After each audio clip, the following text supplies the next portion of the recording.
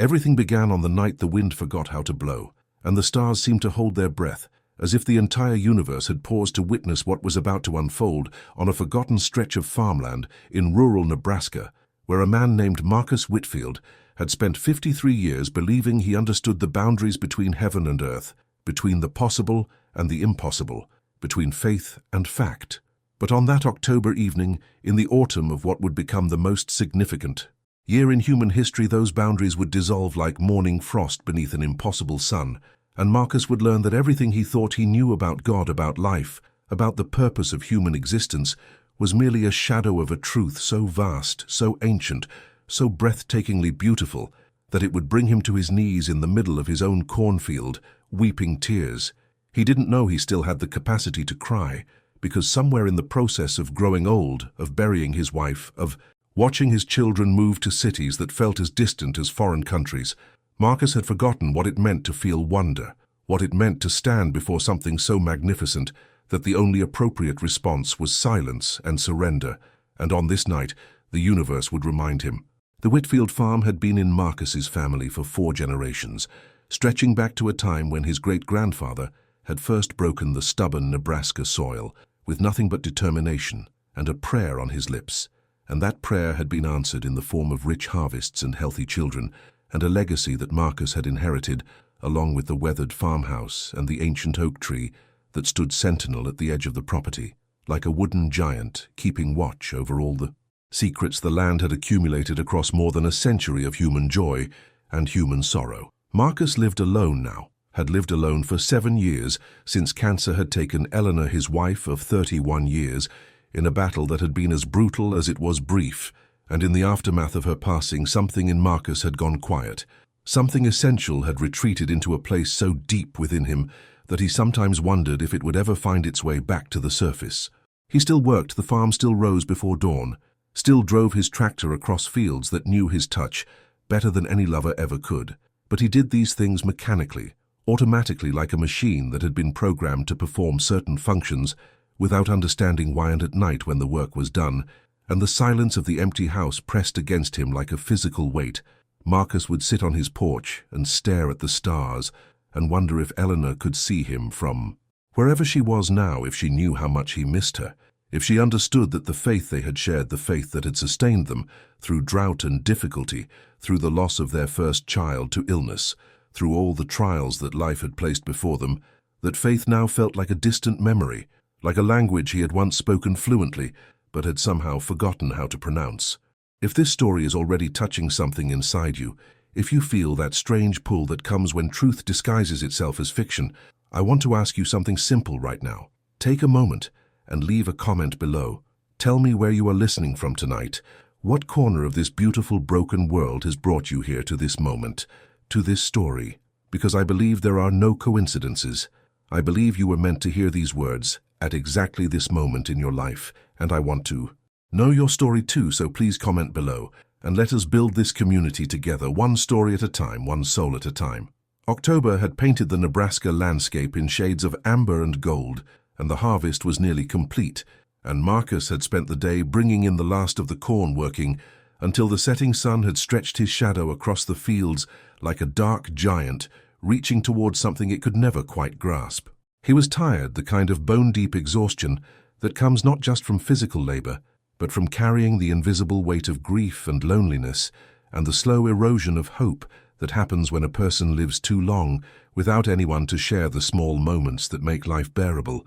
The first cup of coffee in the morning, the sound of rain on the roof, the simple comfort of another human voice saying your name. Marcus had parked his tractor in the barn and was walking back toward the house when he first noticed that something was different. Something had shifted in the texture of the evening, in the quality of the air itself. The wind, which had been blowing steadily all day, carrying the sweet dusty smell of harvested corn, had suddenly stopped, not gradually diminished, but stopped completely, as if someone had thrown a switch, and in the absence of that wind, the world had become unnaturally still, unnaturally quiet in a way that made the hair on Marcus's arms stand at attention and sent a primitive warning signal racing up his spine. He paused in the middle of his yard and looked around, trying to identify what had changed, trying to find a rational explanation for the sudden sense of wrongness that had settled over his property like an invisible fog. But there was nothing to see, nothing out of place, just the familiar shapes of his house and barn, and the ancient oak tree, and beyond them, the endless Nebraska sky, which was just beginning to reveal its first stars as the last light of day faded from the western horizon. And then Marcus noticed the silence, not just the absence of wind, but the absence of everything, the crickets that should have been singing their evening chorus, the distant bark of dogs, the hum of electricity from the power lines that ran along the road. None of it was there anymore, as if the entire world had been placed on mute, as if reality itself was holding its breath, waiting for something to happen. Marcus stood frozen in his yard for what felt like hours, but was probably only seconds, his farmer's instinct screaming that something was wrong, that he should move, should run, should find shelter. But another part of him, a deeper part that he hadn't listened to in years, was whispering something different, was telling him to wait, to watch, to pay attention, because something important was about to happen, something that he had been waiting for his entire life without knowing it. The first light appeared in the northern sky, a pale blue glow that seemed to pulse with its own inner rhythm, like a heartbeat made visible. And Marcus thought at first that it might be the aurora borealis, which he had seen a handful of times in his life during periods of intense solar activity. But this light was different, more concentrated, more purposeful, and as he watched it began to move, descending toward the earth in a slow, graceful arc that reminded him of the way a leaf falls from a tree in autumn, not straight down but dancing, drifting, following invisible currents that only it can feel. The light grew brighter as it descended, and Marcus realized that it wasn't a single light at all, but many lights, dozens of them moving in perfect formation, like a flock of luminous birds or a school of glowing fish swimming through an ocean of darkness. And as they drew closer, he could see that each light had a shape, a form that was vaguely humanoid, but also somehow more than human, taller, more slender, with proportions that suggested grace and power in equal measure. Marcus's rational mind was screaming at him to run, to hide, to pretend he hadn't seen anything, but his body refused to obey, as if his feet had grown roots that extended deep into the Nebraska soil, anchoring him in place, forcing him to bear witness to whatever was about to unfold. And in that moment of paralysis, Marcus felt something he hadn't felt in years, something he thought he had lost forever. When Eleanor died, he felt alive, truly, completely, terrifyingly alive, in a way that made everything else, every mundane moment of every ordinary day, seem like a pale imitation of existence. The beings landed in his cornfield, 40 of them. Marcus would later count, though, in the moment of their arrival, such details seemed irrelevant, seemed like trying to count the individual drops of water in a thunderstorm. They touched down without sound, without impact, their feet, or what passed for feet, meeting the earth as gently as a whisper meets the ear, and as they settled into their positions, forming a perfect circle around a central point in the field,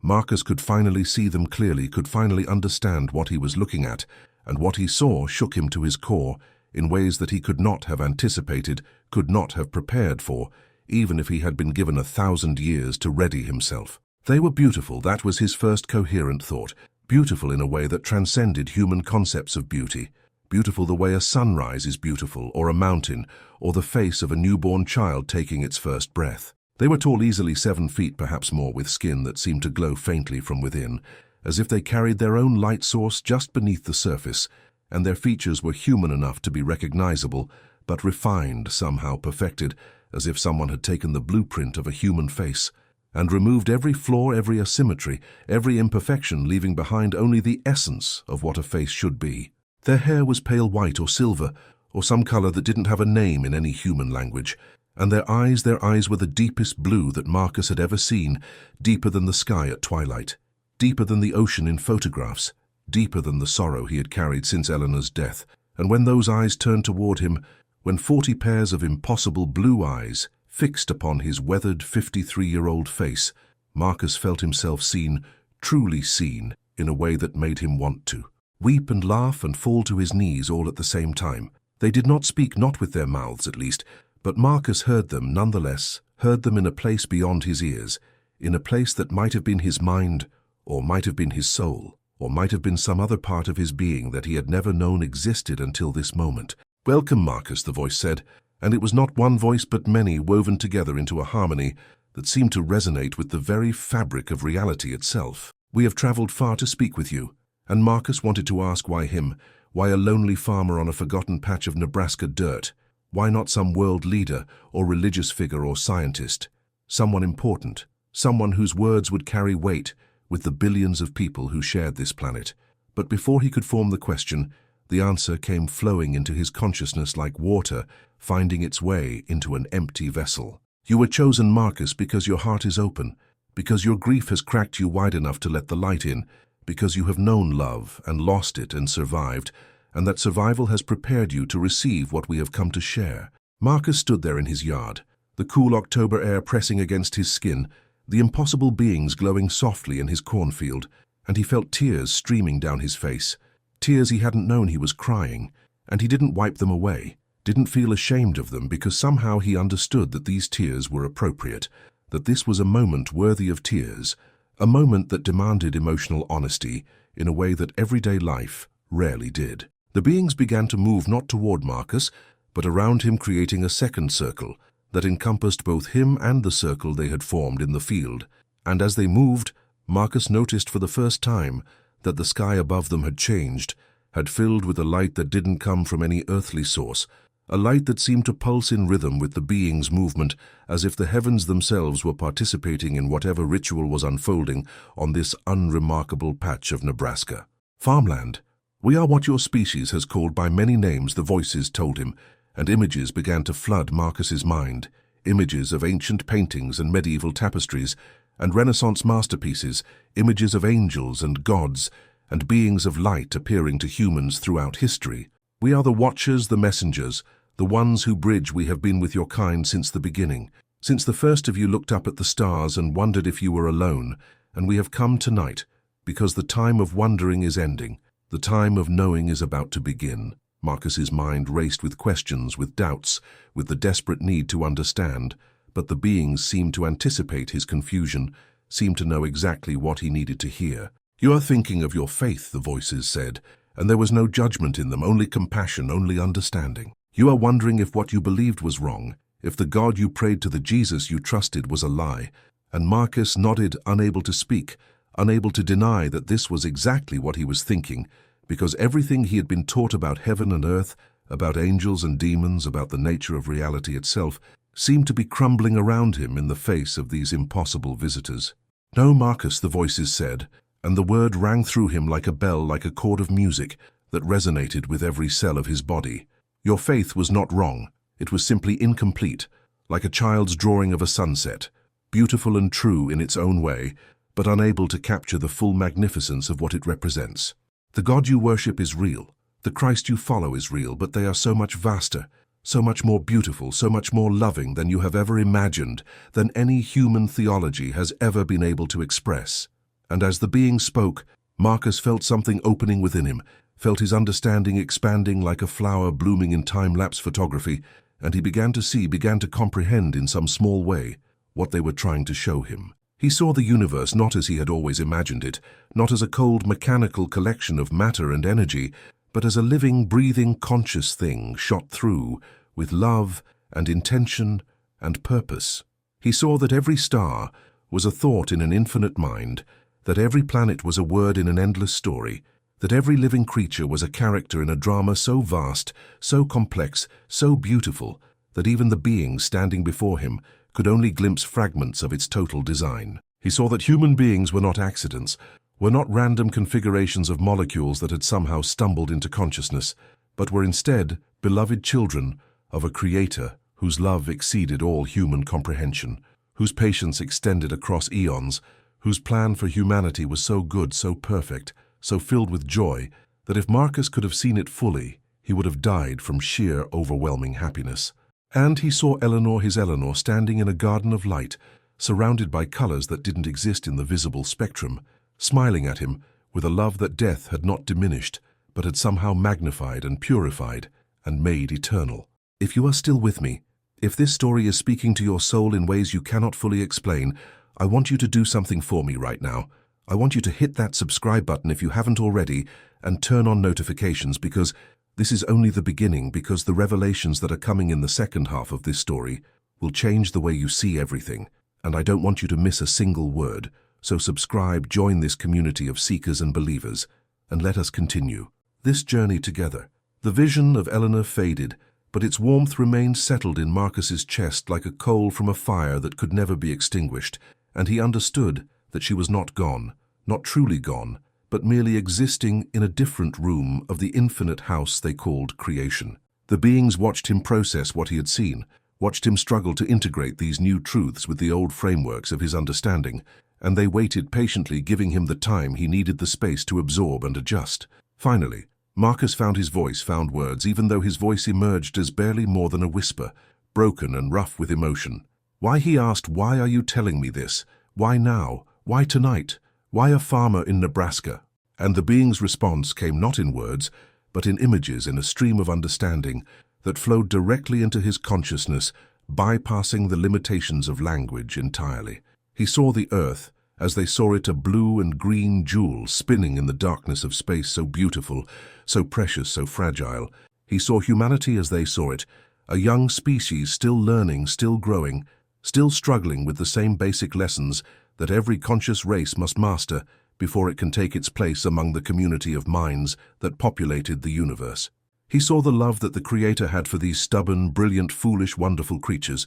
these humans who had been given the most dangerous gift in existence, the gift of free will, the gift of choosing their own path, even when that path led them away from light and toward darkness. And then Marcus saw something else, something that made his blood run cold, something that explained why 40 beings had traveled across unimaginable distances to appear on his farm on this particular night in this particular year. He saw a darkness approaching, a convergence of forces, both natural and unnatural, that threatened not just humanity, but the very fabric of reality itself. He saw wars and rumors of wars, saw plagues and famines and disasters of such magnitude that they made every previous catastrophe in human history seem like minor inconveniences. He saw humanity standing at a crossroads, the most important crossroads in its entire existence, and he saw that the choices made in the coming years would determine whether the species survived and flourished, or whether it would join the countless other civilizations that had risen and fallen across the eons,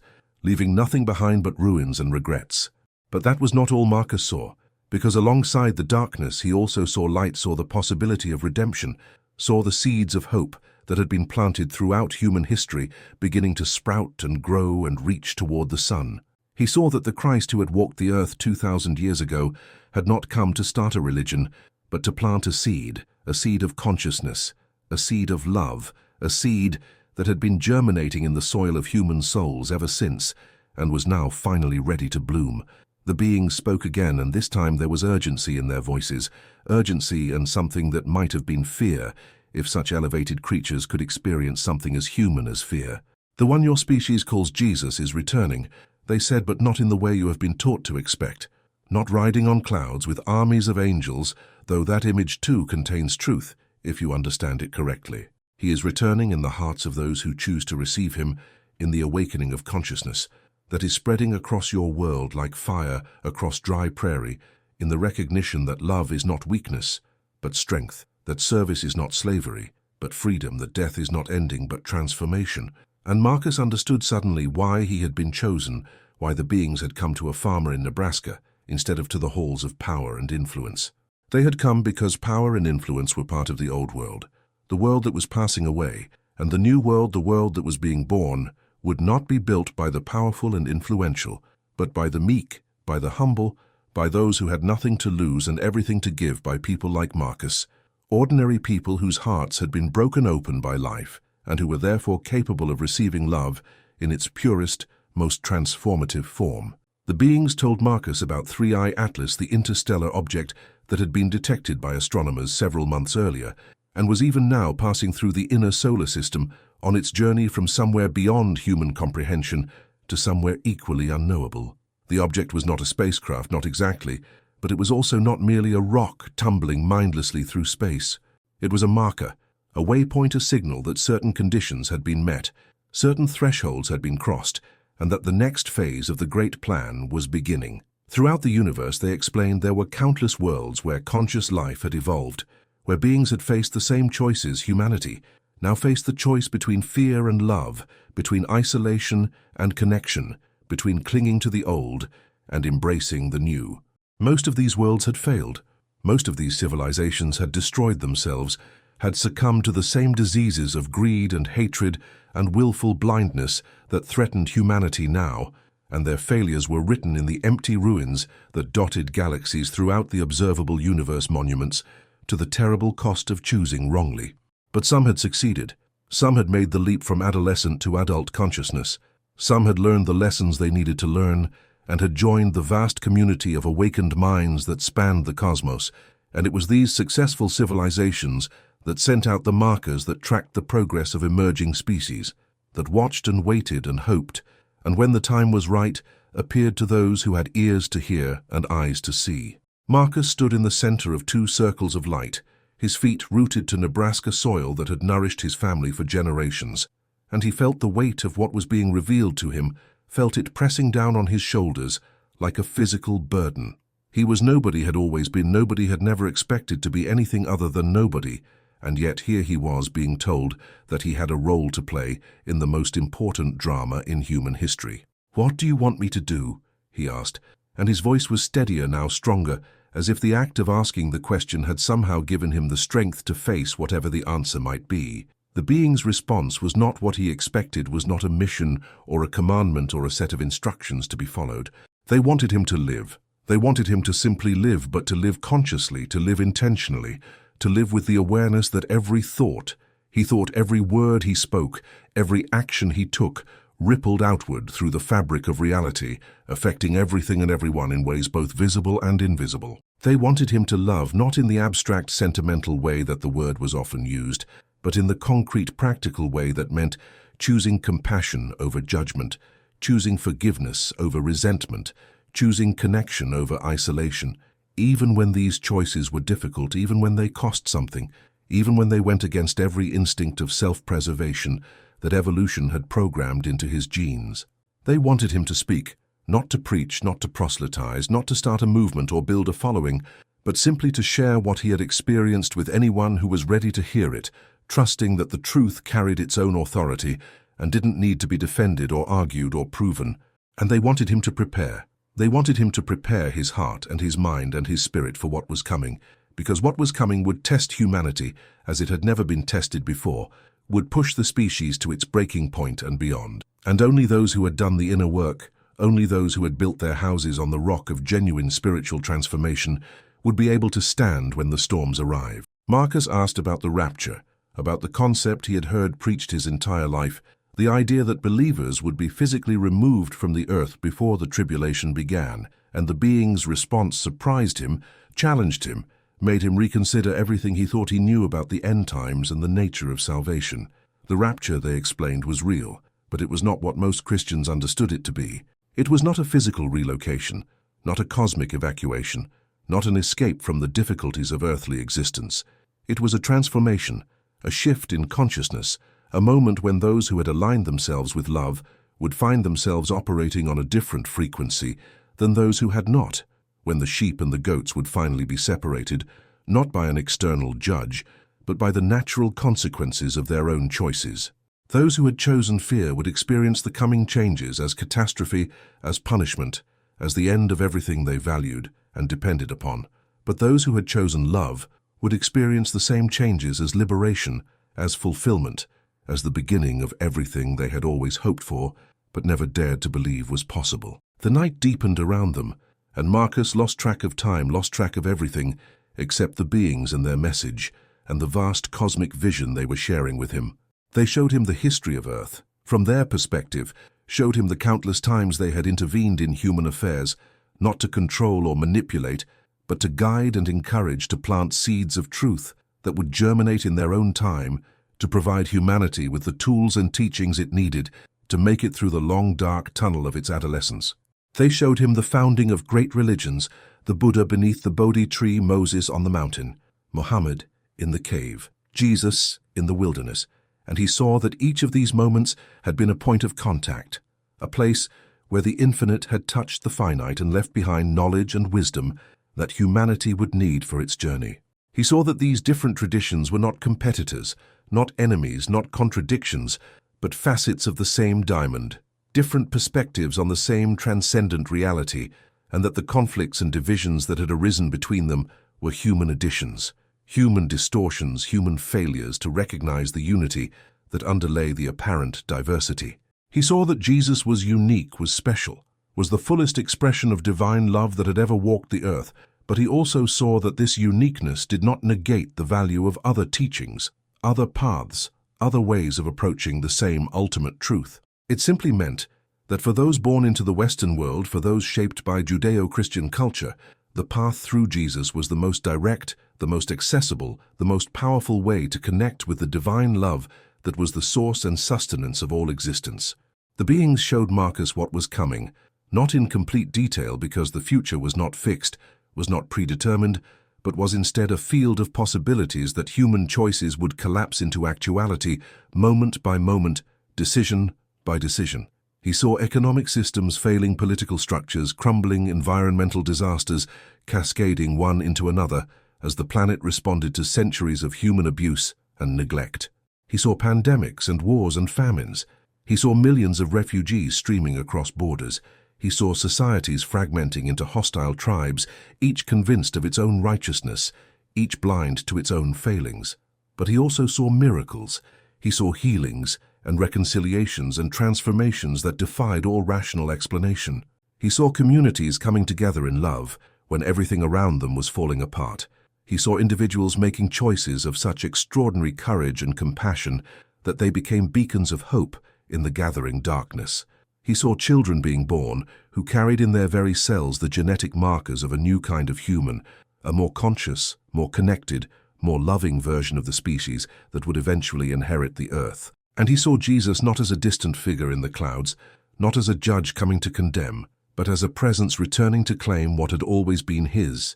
as a bridegroom coming for his bride, as a shepherd gathering his sheep, as a physician healing the sick, as a friend welcoming home those who had wandered far but never forgotten the way back. The first hint of dawn was beginning to lighten the eastern horizon when the beings finally began to withdraw their presence from Marcus's field. They had been with him for hours, had poured into his consciousness more truth and beauty and terror and hope than any human mind should have been able to contain, and yet somehow Marcus had contained it, had received it, had integrated it into the fabric of his being in a way that he couldn't explain but could feel with absolute certainty. The 40 beings stood in their circle one last time, their impossible blue eyes fixed upon him with something that felt like love, felt like pride, felt like the way a parent might look at a child who had finally taken their first steps. "Remember, Marcus," they said, and their voices resonated through every cell of his body. "You are not alone. You have never been alone. You will never be alone.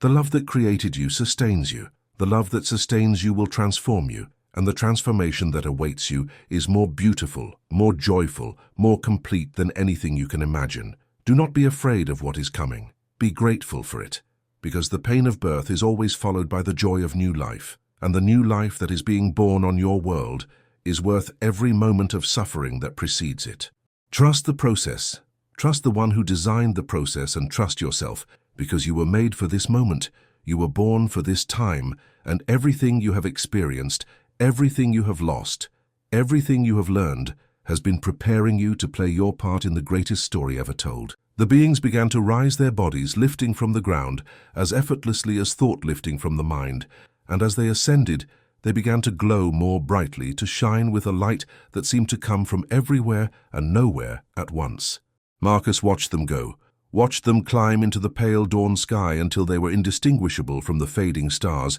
until there was nothing left but the memory of their presence and the knowledge they had imparted and the strange peace that had settled over him like a blanket woven from the fabric of eternity itself. He stood alone in his field as the sun rose behind him, casting his shadow long across the stubble of harvested corn, and he felt tears streaming down his face again. But these were not tears of grief, not tears of loss. They were tears of gratitude, tears of wonder, tears of a joy so deep and so pure that it seemed to well up from somewhere beyond his individual self, from a source that connected him to everything that had ever existed or would ever exist. He had been visited by angels or aliens or something that was perhaps both and neither, and he had been given a message that would take him the rest of his life to fully understand, but that had already in this single night transformed him from the hollow, grieving shell he had been into something new, something alive, something capable of facing whatever was coming, with courage and faith and love. Marcus walked back toward his house, his legs shaky, his mind reeling, but his heart strangely quiet, strangely still. He knew that he should be questioning what had happened, should be doubting his sanity, should be searching for rational explanations that would allow him to dismiss the whole experience as a dream or a hallucination or a symptom of some undiagnosed mental illness. But he couldn't do it, couldn't summon the skepticism that would have come so easily before, because he knew what he knew, he had seen what he had seen, and no amount of rational doubt could erase the certainty that had been written on his soul in letters of fire and light. He went inside and made coffee more from habit than from any real desire for caffeine, and he sat at his kitchen table watching the steam rise from his cup and wondering what he was supposed to do next, wondering how he was supposed to return to normal life after experiencing something so profoundly abnormal. But even as he wondered, he realized that there was no returning, no going back, no pretending that the previous night hadn't happened. He was changed irrevocably, fundamentally changed, and the life he lived going forward would have to be a life that acknowledged that change, that honored it, that built upon it, even if he didn't yet know what that would look like in practice. The first sign that his experience had not been a private matter came 3 days later, when 2 black SUVs pulled into his driveway and 4 men in dark suits stepped out and walked toward his front door. Marcus had been expecting something like this, had known instinctively that an event of such magnitude could not have gone unnoticed, that whatever monitoring systems the government had in place would have detected the presence of 40 beings of light landing in a Nebraska cornfield. He met them on his porch not out of defiance, but simply because the house felt too small, too enclosed, to contain the kind of conversation he suspected was about to occur. The men introduced themselves as representatives of a government agency, whose name meant nothing to Marcus and whose acronym he forgot as soon as he heard it, and they asked if they could speak with him about unusual events that had occurred on his property on the night of October 17th. Marcus invited them to sit on the porch, offered them coffee, which they declined, and then waited in silence for them to reveal the purpose of their visit. They knew everything, or thought they knew everything. They had satellite imagery, showing the lights descending into his field, had thermal readings indicating the presence of multiple heat signatures, had electromagnetic measurements that had gone off the charts during the hours of the visitation. What they didn't have, what they couldn't get from their satellites and sensors, was the message what the beings had actually communicated, what Marcus now carried within him like a sacred trust. They asked their questions professionally, courteously, but with an underlying intensity that revealed how important they considered this matter, how unprecedented, how potentially significant. Marcus answered honestly, told them what he had seen, described the beings as best he could, explained that they had communicated with him telepathically and had shared information about the nature of reality, about the future of humanity, about the returning Christ. He watched their faces as he spoke, watched the skepticism give way to confusion, give way to something that might have been fear, and he understood that these men, these representatives of earthly power, were encountering something that their training had not prepared them for, something that didn't fit into any of the categories their minds had been taught to use. When he finished speaking, there was a long silence, during which the 4 men exchanged glances that seemed to communicate volumes without a single word being spoken. Finally, the one who appeared to be the leader, the one who had done most of the talking, leaned forward in his chair and looked at Marcus with an expression that was equal parts respect and concern. "Mr. Whitfield," he said, "you understand that what you're describing is extraordinary, that it contradicts everything we know about physics and biology and the nature of reality itself." Marcus nodded, because of course he understood, because he had lived his entire life with the same assumptions, the same framework, the same limitations that these men were now struggling to maintain. "But I have to tell you," the agent continued, and his voice dropped as if he were sharing a secret that could get him in trouble with his superiors. "I have to tell you that you're not the first. Over the past several months, we've received reports from all over the world, reports of encounters like yours, of beings appearing to ordinary people in isolated locations and sharing messages that are remarkably consistent in their content." He paused, looked at his colleagues as if seeking permission to continue, then seemed to decide that he had already said too much and yet not enough. "The messages, they all talk about the same things, about a transformation coming about humanity, facing a choice about love being the key, about Jesus Christ returning, but not in the way the churches have taught. We don't know what to make of it, don't know whether to treat it as a security threat or a psychological phenomenon or something else entirely, something that doesn't have a name in our vocabulary. Marcus listened to this confession from a man whose entire career had presumably been built on the assumption that there were no mysteries that couldn't be solved, no secrets that couldn't be uncovered, no phenomena that couldn't be explained by natural causes, and he felt a strange compassion for him, felt the weight of cognitive dissonance that the agent must be carrying. He also felt something else, something unexpected, a sense of confirmation, a validation of what he had experienced that he hadn't realized he needed until this moment. The beings had told him that the truth would spread, that others would receive the same message, that a great awakening was beginning, and now here was evidence that they had been right, that Marcus was not alone in what he had experienced, that he was part of something larger than himself, something global, something possibly cosmic in scope. The agent stayed for another hour, asking more questions, taking notes, recording Marcus's testimony, with devices that looked far more sophisticated than anything he had seen before. They told him that his experience would be classified, that he should not speak publicly about what had happened, that there were protocols for this kind of situation, and that they would be in touch if they needed further information. Marcus agreed to their terms, not because he was afraid of government retaliation, but because he understood that the time for public revelation had not yet come, that the seeds planted by the beings needed time to germinate in the darkness before they could sprout into the light. But he also knew with a certainty that went beyond mere belief that he would not keep silent forever, that there would come a time when he would be called to share what he had learned, and that when that time came, no threat, no protocol, no earthly power would be able to stop him. The agents left as the sun was beginning to set, and Marcus stood on his porch watching their vehicles disappear down the long dirt road that connected his property to the wider world, and he felt something he hadn't felt in years, something he had thought was lost forever when Eleanor died. He felt purpose. He felt he had been given a role to play in a drama whose scope exceeded his understanding,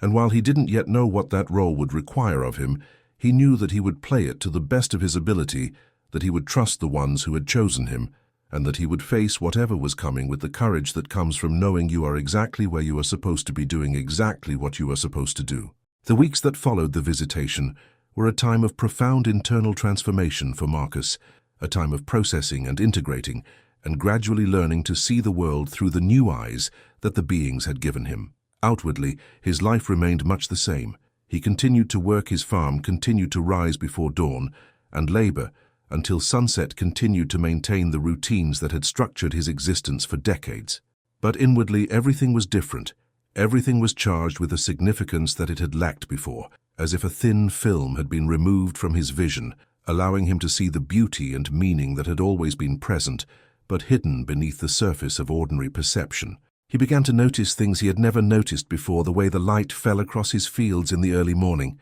the intricate patterns of frost on his window panes, the songs of birds that had been background noise his entire life, but now seemed to be carrying messages meant specifically for him. He began to feel things he had suppressed for years, the grief over Eleanor's death, the guilt over arguments they had never resolved, the regret over opportunities missed, and words left unspoken, and instead of running from these feelings as he had done before, he sat with them, welcomed them, allowed them to move through him like weather, moving across the prairie, changing the landscape but not destroying it. And he began to pray again, not the rote prayers of his childhood, not the desperate bargaining prayers he had offered during Eleanor's illness, but something different, something deeper, something that felt less like talking to a distant god and more like participating in an ongoing conversation that had been happening since before he was born and would continue long after he was gone. He prayed without words sometimes, without even conscious thoughts, just opening himself to the presence that the beings had shown him was always there, always surrounding him, always sustaining him, and in those moments of silent communion, he felt a peace that passed understanding, a joy that had no external cause, a love that seemed to flow through him rather than from him. November came, and with it the first snow of the season, and Marcus stood at his kitchen window watching the flakes fall and remembering a conversation he had had with Eleanor years ago about the miracle of snow, about how each flake was unique, about how something so cold could be so beautiful. She had been the one who taught him to notice such things, had been his bridge to the world of wonder, that his practical farmer's mind had been trained to ignore, and losing her had meant losing access to that world as well. But now it was returning, now the wonder was flooding back, and with it a gratitude for Eleanor's presence in his life, a gratitude that was no longer tinged with bitterness at her absence, but was instead pure and clean and healing. The second visitation came on the winter solstice, the longest night of the year, when the darkness seemed to press against the windows